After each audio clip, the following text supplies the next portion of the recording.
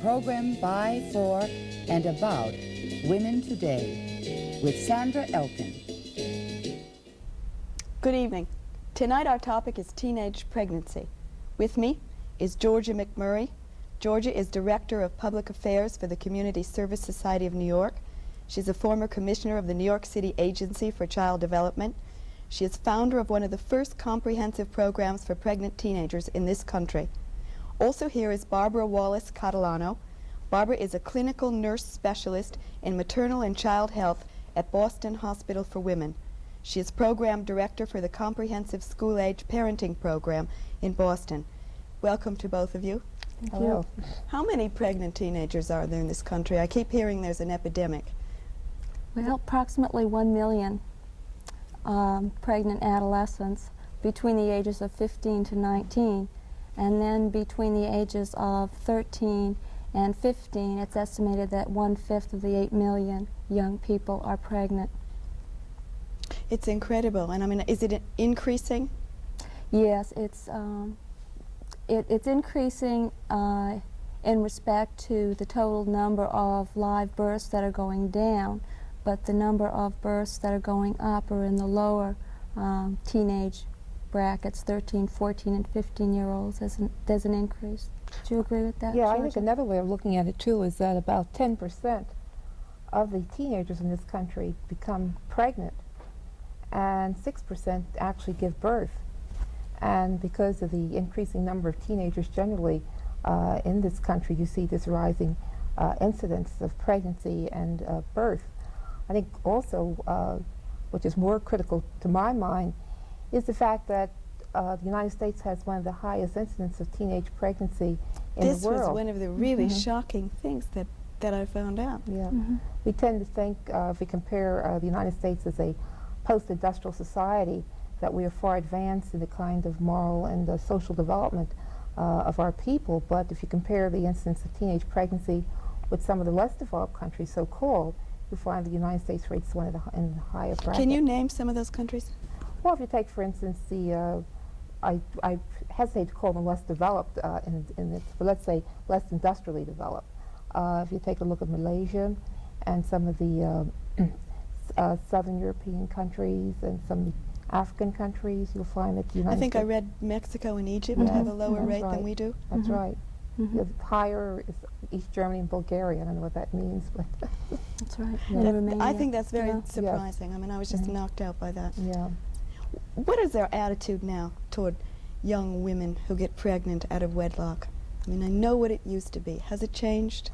I don't think so. We've had some changes in our public policies, but I think the average citizen still looks upon the young girl who becomes pregnant out of wedlock as bad, as someone to be stigmatized, to be a social outcast. And if you look at the kinds of services that are available to this young woman, certainly that kind of societal attitude is reflected. We don't have the kind of comprehensive medical care, comprehensive social services, comprehensive child care for the young children who are born in such circumstances. The parents many times tend to throw youngsters out of the home because they become pregnant. I think all in all, with the rising incidence of teenage pregnancy, we have not seen an alarmist consideration on the part of the public that something needs to be done. We are still pushing these young people from view. I would agree with that too, that although people may say that attitudes are changing and society's becoming a little bit more open-minded, I think some of the concrete, tangible evidences that Georgia has mentioned really don't demonstrate that we have changed in terms of outward behavior. Do you have a theory why we aren't terribly alarmed by all of this? I think there's a tendency to believe it's happening to someone else's child.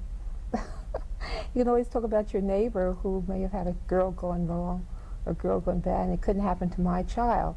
And I think for us to recognize as a society that youngsters are engaging in sex to a greater extent mean that we have to give recognition to adolescent or teenage sexuality.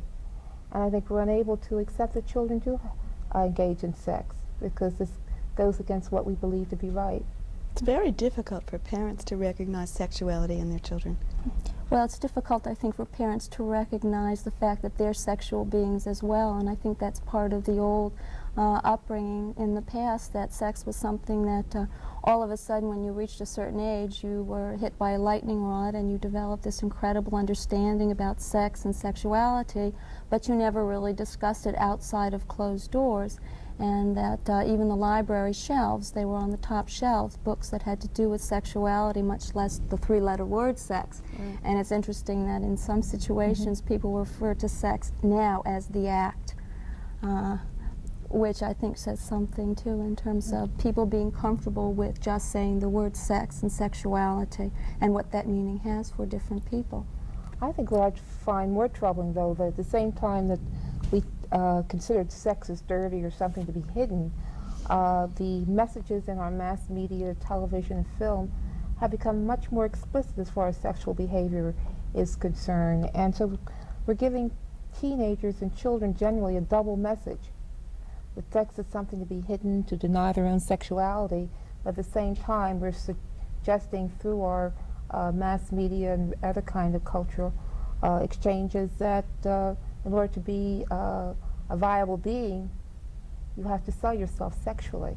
But we don't really have a public policy toward it. We don't really want, we aren't really saying to them, we don't want you to do this. But on the other hand, we're also saying to them, in some respects, we want you to do this, or it's acceptable to do this. I mean, do we know the answer to that question, Georgia, whether we want them to or not, or whether we should do something to? I don't think we do, Sandy, and I think because we don't really know, as Barbara's pointed out, what our own sexuality is about. I think if you ask your neighbor, your friends who have teenage children, they'd say, you know, want my child to grow up and to get a good education, but at the same time, we don't help that child to come to grips with who he or she is. All of our efforts are concentrated on these kind of educational experiences, but not upon the emotional experiences that one has. And then we, at the same time, don't look at the kind of other influences that exist with children. We assume that what takes place in the home, let's say, for instance, in working with young people, you know, parents talk to youngsters about what is good, what is bad, and we assume that's the only influence a child has. As I said, you have your television, you have your film, you have your peer influence. I know when I was growing up, it was very easy to say no. I was reinforced by what my parents said, by what my friends' parents said, by what my girlfriend said. We all said no, and nice girls don't do it. Youngsters don't have that kind of handle today. But on the other hand, they have rights, and should be able to make choices. Is that not right? Yes, for me, and this may be controversial, but for me, I think the issue is less that the youngster or teenager engages in sex. I think it's more that the teenager engages in sex and becomes pregnant and gives birth to a child for whom that child is not prepared to assume responsibility for it. That we're having, for my mind, too many instances in this society where children are raising children, and it's the consequences of the sexual behavior that bothers me, and I think that we're not addressing sufficiently. I would agree with that too, Georgia, in that it's not just a matter of an individual making a decision for themselves, but the implications of that decision have ramifications for children and for future generations, and that although people have rights to make choices and make decisions, they also have the responsibility to make, and this is my personal bias, they have the right and responsibility to be sure that whatever decisions they opt to choose, that they have all the facts before they decide. And maybe this is an area that young people tend to be lacking in, that they don't always have all the facts that they need to make a conscious decision about an activity that they're going to engage in that has long-term implications for them and their children. Yeah, I recall when I was working with young girls in Brooklyn, in New York, that when they became pregnant, and I saw them after the baby had, the infant had been conceived, they had no real awareness that this, in fact, meant a 20-year commitment. And they were unprepared for the advent of the young baby, and after the initial thrill of having an infant, which is like a doll, you dress, you play with it, but after, 6 or 7 weeks of being at home, diapering and nursing a baby, and your friends are out going to parties again, the girls began to feel tired and wanted to get away from it all. And the parents, on the other hand, would say, you know, you've made your bed hard, so now you have to, you know, sleep in it. And you stay home and you take care of that child. And the anger that the young mother would feel toward that infant, the hostility. And for many times, the baby would end up being neglected. And the grandmother would many times have to walk in and take care of the child in order to provide a kind of loving support that the infant needed in order to survive in its own right. But let's talk about some of the myths about, or the misunderstanding or the lack of information that teenagers have about sex. I mean, they're really, in some instances, very fuzzy about what actually is going on, aren't they? Yeah, well, I think there's the first of all feeling that, you know, somehow I won't get pregnant, particularly if you're a virgin and you have intercourse first time, the belief that you can't get pregnant, which we all know to be absolutely false. You can get pregnant during one sexual act. There's another that if a man does not ejaculate inside of you, then you can't get pregnant, when in fact you can get pregnant, even with your hymen not being broken. And these kind of, this lack of awareness of the physiological aspects of sexuality is what creates a lot of problems for youngsters.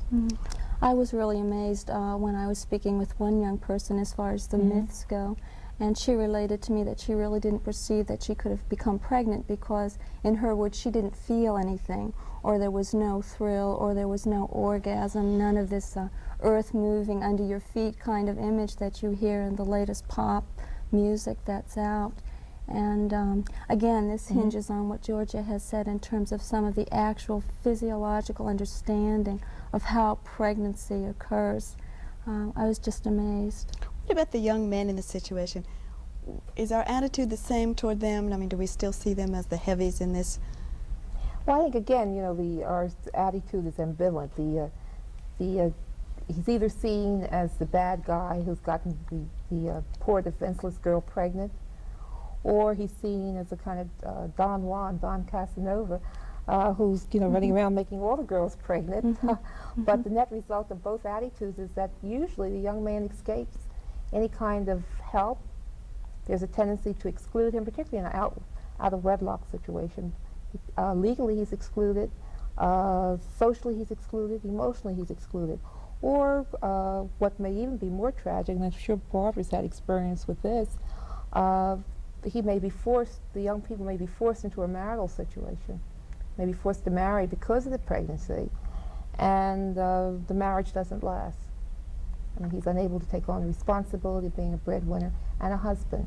What is the divorce rate for these teenage marriages because of pregnancy? Well, in a study that I had just read that had been put out by the Population Bulletin, over a 6-year period, 3 marriages in 5 ended in divorce that were teenage marriages, which is pretty high. Sometimes you have to look at what are the motivational factors for young people deciding to get married. Is it pressure from the family structure? Is it something that's expected that if in fact you're pregnant, then you get married? Is it an issue which we hadn't talked about earlier, but in terms of naming of the baby? If there's the birth records, you know, the last name of the infant.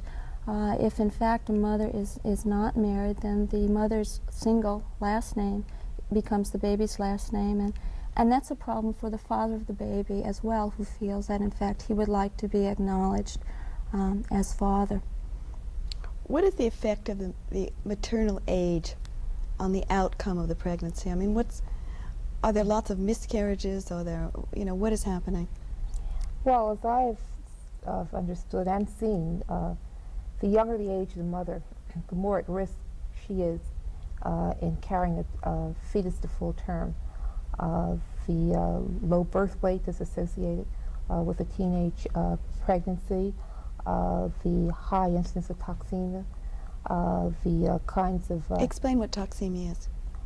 Toxemia is the kind of, well, perhaps Barbara would, she's a nurse. Yeah, well, actually, it means a poison of pregnancy, and people really don't understand what actually causes toxemia. but they have developed guidelines or characteristics that in fact lead one to suspect that an individual is heading towards this pre-toxic or pre-poisonous state. And essentially what characterizes this particular condition is increase in blood pressure, kidney involvement so that protein and albumin is spilt, excessive fluid retention, which is characterized by an extreme amount of weight gain. The outcome can be convulsion because of the pressure and because of the severe swelling and edema on the brain. Anytime someone convulses and there's loss of consciousness, then the loss of oxygen to mother also results in loss of oxygen going to the fetal placental unit, so that your baby is now at risk. The worst thing that can happen is death, and that's pretty serious. And young business. Teenagers are particularly susceptible to this? Very much so. Toxemia, hemorrhaging, early miscarriage, because the young adolescent is competing in terms of their own maturational growth with meeting the needs of a developing fetus and embryo, and somehow, someplace, there's compromise, and usually it's compromise in terms of the pregnancy as far as miscarriage. And of course, there's a diet question that's involved here, the poor nutrition of teenagers, which is a precipitating factor of toxemia many times. And anemia. Very, very poor fad type of diet. You know, you eat when you can if you're at school, and you don't particularly care for the school lunches, which happens very often when I'm over at the school, and young people will come down to chat, and I'll ask, well, you know, are you missing class now? Well, no, I'm missing lunch, but don't worry about it. You know, and you'll find out that they're surviving on chips and soda pop and a hamburger if they can pick it up. So that diet is a problem. I'm interested in some of the social consequences of the teenage pregnancies, and the fact that many young women have to discontinue their education because of this. And I can remember, I think probably everyone listening can remember at least, you know, one pregnant person in the senior class, or, you know, something like that, and the attitude of the school and so on. Well, up until 10 years ago, it was illegal, so to speak, for a pregnant student to remain in her regular class. And in the late 1960s, early 70s, the kind of movement both Barbara and I are associated with came about because so many of us were concerned around the country about the systematic exclusion of teenagers from public school. There are now federal regulations which mandate the right of the pregnant student to continue in her regular class. It's problematic whether those regulations are being carried out in the 15,000 school districts of this country. So beyond the fact that the young mother may be excluded from school, or she does remain in school as on an episodic basis, she tends to be untrained, thereby unable to compete on the labor market. She tends to be on the public assistance roles because it's the only means of support for herself and her child. And I would argue that to the degree that she is on public assistance, the likelihood that she will marry is slim, because the presence of a man in the home would preclude her from public welfare. And so we have, in essence, a perpetuation of a cycle of poverty, and where a child is growing up, that is the infant in this situation, growing up in a life of poverty. And my experience has shown that this girl tends to get pregnant again. Oh, really? You know, because of she's at home with with little education, no work, and in a sense of frustration and inability to get out of her circumstances, and in a depressed state, she is susceptible to another pregnancy. Is this a problem of one segment of the population, one socioeconomic group, more than another? Well, contrary to conventional wisdom, it is not. I mean, I suppose if you ask the average person on the street, they would describe the pregnant teenager as a poor black or Hispanic girl who's bad, who's, you know, promiscuous in her behavior, when in fact the pregnant teenager exists in every family, white and black, Hispanic. In fact, the number of teenagers who are pregnant in white families is rising more rapidly than those in black families, which I think is the evidence of change in social and cultural values. I think the thing too, Georgia, that's important to look at is that in the past, perhaps the only people that have been looked at in terms of this being an issue are some of the minorities. And as people are starting to be more cognizant of the other areas that have been lacking in investigation, we're going to find that that in fact it cuts across race, culture, socioeconomic strata. It's a problem that affects all of us. And I would stress too the fact that these youngsters, more and more, black and white, rich and poor, are keeping their children. Over 85 to 90% of the teenage youngsters who become pregnant and deliver keep their babies.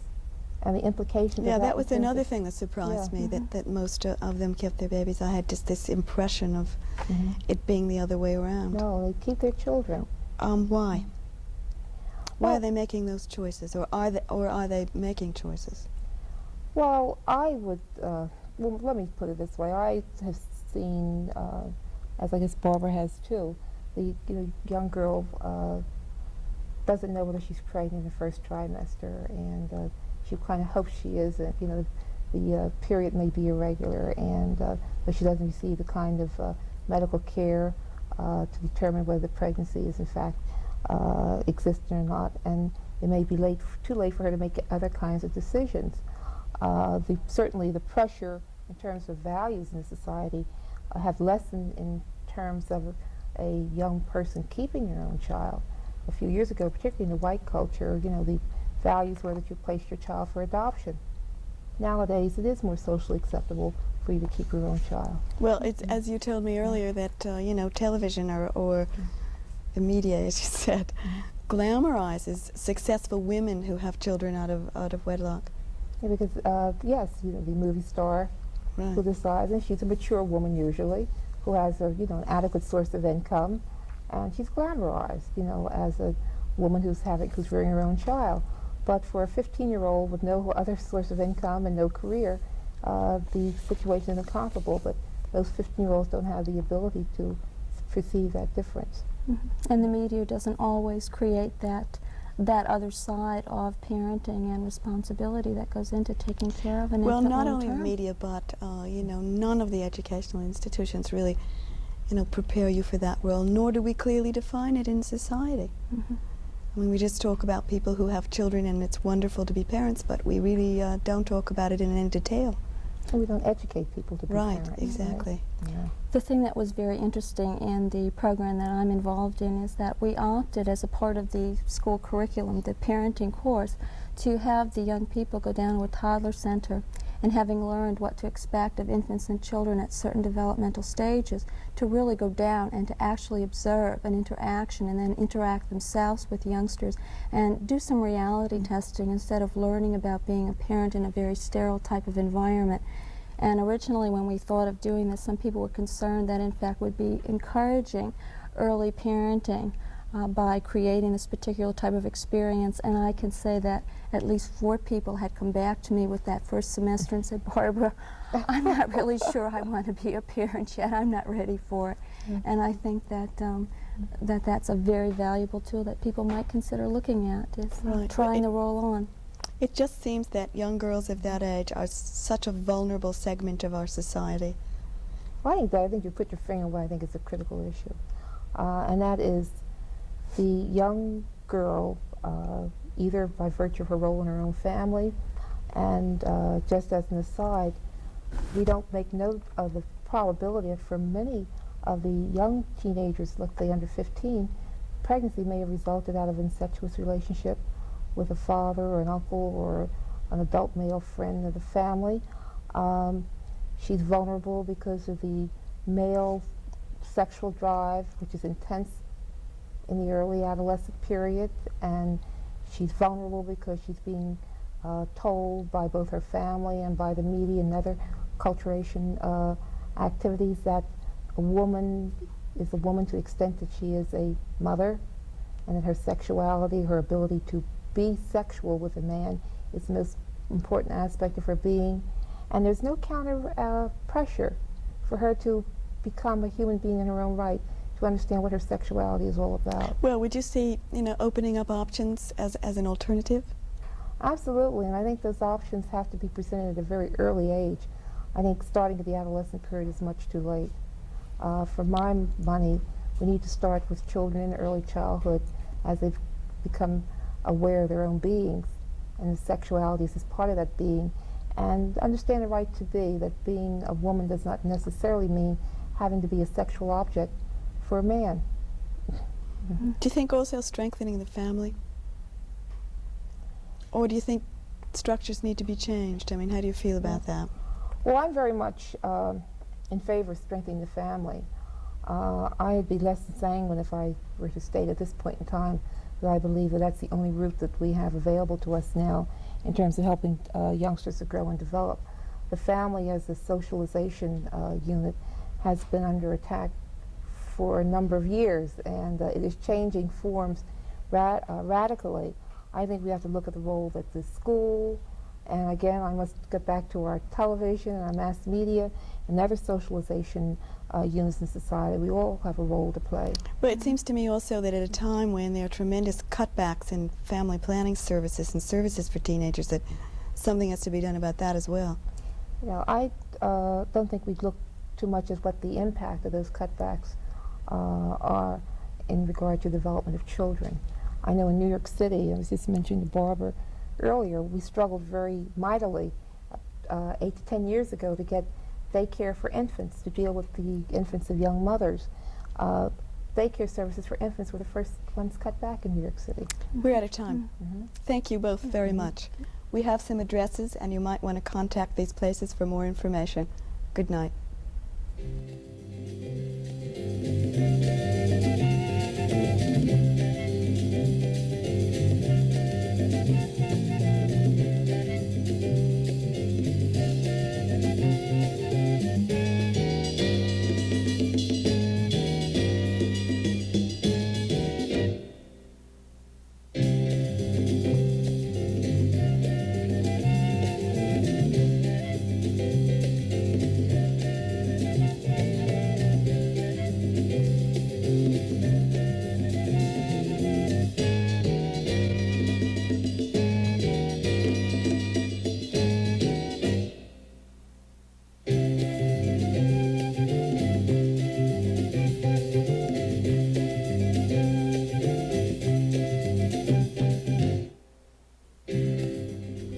This program was produced by WNED-TV, which is solely responsible for its content.